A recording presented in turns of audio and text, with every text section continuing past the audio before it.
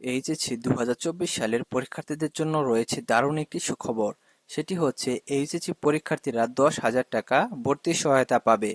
আর এটার জন্য কিন্তু এইচএসসি পরীক্ষার্থীদের আবেদন করতে হবে। তো তোমরা কিভাবে এইচএসসি পরীক্ষার্থীরা 10,000 টাকা ভর্তি সহায়তা পাবা সেই বিষয়টি আজকের এই ভিডিওতে উত্থাপন করব। পাশাপাশি তোমাদের কিন্তু অনার্স পর্যায়ে কিন্তু উপবৃত্তি রয়েছে, অনেক উপবৃত্তি রয়েছে। সেটা তোমাদের কলেজের উপবৃত্তি, তারপরে পাশাপাশি তোমাদের দেখা যায় যে বিভিন্ন ব্যাংক রয়েছে, ডাচ বাংলা ব্যাংক, ইসলামী ব্যাংক, এগুলা কিন্তু উপবৃত্তি রয়েছে। তো এর আগে কিন্তু শিক্ষা সহায়তা যে ট্রাস্ট, যেখান থেকে তোমাদের ভর্তি সহায়তা দেওয়া হবে, সেখানে কিন্তু তোমাদের মাধ্যমিক পর্যায়ে কিন্তু দেওয়া হয় 5,000 টাকা। তারপর তোমাদের কলেজ পর্যায়ে অর্থাৎ তোমরা উচ্চ মাধ্যমিকে যখন আসবে তখন তোমাদের দেওয়া হয় 8,000 টাকা।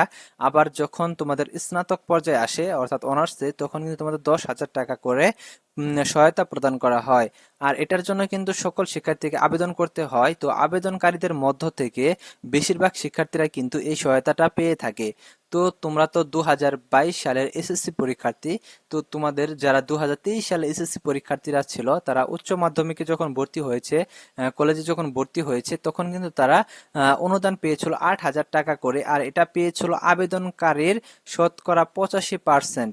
অর্থাৎ 100 জন আবেদন করলে সেখানে কিন্তু 85 জনই কিন্তু 8,000 টাকা করে কিন্তু সহায়তা পেয়েছিল।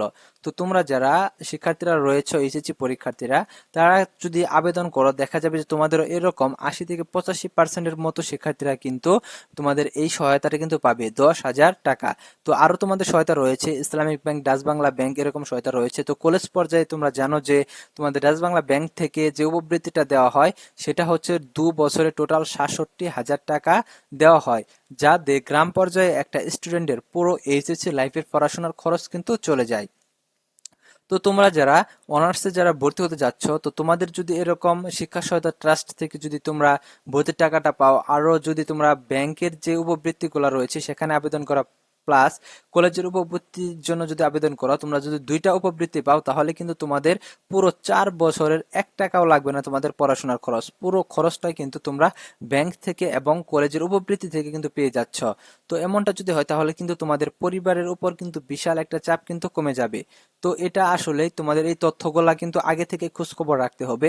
তো এটা তোমাদের অনার্সে ভর্তির পরপরই কিন্তু শুরু হয়। যখন শুরু হবে আমি কিন্তু তোমাদের নোটিশটা কিন্তু ভিডিওতে কিন্তু দেখিয়ে দিব, এবং তোমাদের কিভাবে আবেদন করবা, আবেদন করার নিয়মও কিন্তু তোমাদের জানিয়ে দিব। তো তোমাদের সংক্ষেপে বলে নিই, আবেদন করার নিয়মটা হচ্ছে শিক্ষা সহায়তা ট্রাস্টে, সেটা হচ্ছে তোমাদের যে এরকম একটি থাকবে, ওয়েবসাইট থাকবে। সেটা হচ্ছে যে তোমাদের শিক্ষা সহায়তা ট্রাস্ট নামে একটি ওয়েবসাইট। সেখানে তোমরা সার্চ দিলেই পেয়ে যাবা। সেখানে গেলে তোমরা আবেদনের জন্য একটা লিংক পাবা। সেই লিংকে ক্লিক করলে কিন্তু সাথে সাথে কিন্তু তোমাদের একটি ফর্ম চলে আসবে। সেই ফর্মটি তোমাদের পূরণ করতে হবে, এবং তোমাদের যে ডকুমেন্টস গুলা রয়েছে, তোমাদের ধরো মার্কশিট, তারপর প্রবেশপত্র, যেখানে তোমাদের এডুকেশনাল ডকুমেন্টস গুলা, সেগুলা কিন্তু তোমাদের সেখানে সাবমিট করে দিতে হবে। সেটা অনলাইনে দিতে হবে, তোমাদের অফলাইনে কোনো ঝামেলা নেই। তোমরা ছবি তুলে জাস্ট অনলাইনে তোমরা পাঠিয়ে দিবা। কোথায় পাঠিয়ে দিতে হবে সেটা কিন্তু বিস্তারিত সবই তোমাদের জানিয়ে দেব, এবং কিভাবে পাঠিয়ে দিবা সেটাও তোমাদের জানিয়ে দেব। তো তোমরা পাঠিয়ে দেওয়ার পর সেটা শিক্ষা মন্ত্রণালয়ে দেখবে, যাচাই বাছাই করবে। তারপর কিন্তু সেখান থেকে শিক্ষার্থীদের তোমাদের যে বাজেট শিক্ষার্থীদের জন্য, সেই বাজেট অনুযায়ী কিন্তু তোমাদের সহায়তাটা দেওয়া হবে। তো গত বছর যেহেতু 85% শিক্ষার্থীরা পেয়েছিল আবেদনকারী, এবছরও তো দেখা যাবে অনেক শিক্ষার্থী আবেদন করবে। তো আশা করছি তোমাদের এবছরও এরকমটাই পাবে। আর যেহেতু এবার সরকার হচ্ছে শিক্ষার্থীদের সরকার, সেহেতু কিন্তু শিক্ষার্থীদের ক্ষেত্রে কিন্তু শিক্ষা খাতে বাজেটটা কিন্তু অনেক বেশি থাকবে। এতে বেশিরভাগ শিক্ষার্থীরা কিন্তু দেখা যাবে যে উপবৃত্তির আওতাভুক্ত হবে। তারপরে তোমাদের কলেজের উপবৃত্তি রয়েছে। কলেজের উপবৃত্তির পর তোমাদের দেখা যাবে যে তোমাদের বিভিন্ন ব্যাংক রয়েছে, যেমন Dutch Bangla bank, Islamic bank. এই ব্যাংকগুলো থেকেও কিন্তু তোমাদের উপবৃত্তি দেওয়া হবে। আর ডাচ বাংলা ব্যাংক থেকে তোমাদের যে উপবৃত্তিটা দেওয়া হয় সেটা 67,000 টাকা তোমাদের বলেছি। তো তোমাদের অনার্স পর্যায়ে কিন্তু ডাচ বাংলা ব্যাংকের উপবৃত্তি রয়েছে, তারপরে তোমাদের ইসলামী ব্যাংকের উপবৃত্তি সহ আর অন্যান্য ব্যাংকের উপবৃত্তি রয়েছে। তো তোমরা যদি দুইটা উপবৃত্তি পাও, তাহলে কিন্তু তোমাদের পড়াশোনার খরচ কিন্তু আর 1 টাকাও লাগবে না। তো গ্রাম পর্যায়ে যারা পড়াশোনা করে তাদের কিন্তু একটা উপবৃত্তি পেলেই আর কিন্তু পড়াশোনার কোনো খরচ লাগে না। ওই টাকা দিয়ে কিন্তু 4 বছর তারা পড়াশোনা করতে পারবে।